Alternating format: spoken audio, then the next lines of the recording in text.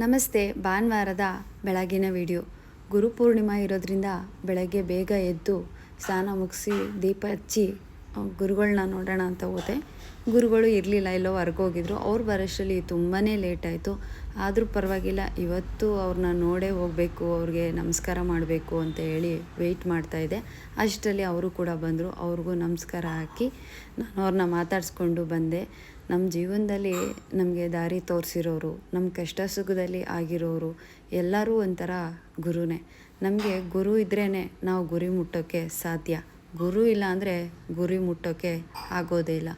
ಮೊದಲನೇ ಗುರು ಅಂದರೆ ನನ್ನ ತಾಯಿನೇ. ಯಾಕೆಂದರೆ ನನಗೆ ತಿದ್ದಿ ಬುದ್ಧಿ ಹೇಳಿ ಕಷ್ಟ ಸುಖದಲ್ಲಿ ಯಾವಾಗಲೂ ನನ್ನ ಜೊತೇಲಿ ಇರ್ತಾರೆ. ನನ್ನ ಮಗಳು ನನಗೂ ಒಂಥರ ಗುರುನೇ.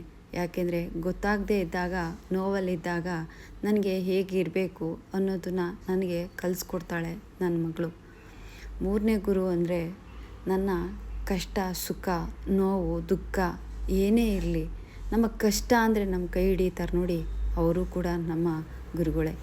ನನ್ನ ಬದುಕಲ್ಲಿ ಬೇಡ, ನನ್ನ ಜೀವನ ಮುಗೀತು ಅಂದಾಗ ನನ್ನ ಕೈ ಹಿಡಿದವರೇ ನಮ್ಮ ರಾಯರು. ಅವರು ನನ್ನ ದೊಡ್ಡ ಗುರು. ನಾನು ಸಾಯೋವರೆಗೂ ನಮ್ಮ ಗುರುಗಳನ್ನ ನಾನು ಮರೆಯೋಕ್ಕೆ ಆಗಲ್ಲ. ನಮ್ಮ ರಾಯರು ನನ್ನನ್ನು ಯಾವ ಮಟ್ಟಕ್ಕೆ ನನ್ನನ್ನು ಬೆಳೆಸಿದ್ದಾರೆ ಅಂದರೆ ಸುಮ್ಮನೆ ಹೇಳೋದಿಲ್ಲ. ಗುರುಪೂರ್ಣಿಮಾ ಇರೋದ್ರಿಂದ ನಾನು ರಾಯರ ಬಗ್ಗೆ ಹೇಳ್ತೀನಿ. ಬೇಡ ಅಂದಾಗ ನನ್ನನ್ನು ಈ ಸ್ಟೇಜಿಗೆ ನಿಲ್ಲಿಸಿ ಇವತ್ತು ಇಷ್ಟು ಜನರು ಪ್ರೀತಿ ಸಿಕ್ಕಿದೆಯಲ್ಲ, ಅದು ನನಗೆ ತುಂಬಾ ಖುಷಿಯಾಗುತ್ತೆ. ಇವರು ಭವ್ಯ, ಇವರು ನನ್ನನ್ನು ಇನ್ಸ್ಟಾಗ್ರಾಮಲ್ಲಿ ತುಂಬ ದಿನದಿಂದ ನೋಡ್ತಿದ್ರು. ಆಕಸ್ಮಿಕವಾಗಿ ದೇವಸ್ಥಾನದಲ್ಲಿ ಸಿಕ್ಕಿದ್ರು. ಸಿಕ್ತವ್ರನ್ನ ಮಾತಾಡಿಸ್ಕೊಂಡು ಹಾಗೆ ಅವ್ರನ್ನ ಬನ್ನಿ ಮನೆಗೆ ಅಂತ ಕರೆದೆ. ಬಂದರು.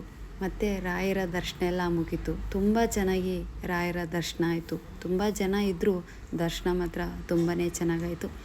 ಇವರು ನನ್ನನ್ನು ಸಿಕ್ಕಿ ಮಾತಾಡ್ಸಿದ್ರು. ಹಾಗೆ ಇವ್ರ ಜೊತೆ ಫೋಟೋ ತೆಗೆಸ್ಕೊಂಡು ಎಲ್ಲರೂ ಮನೆಗೆ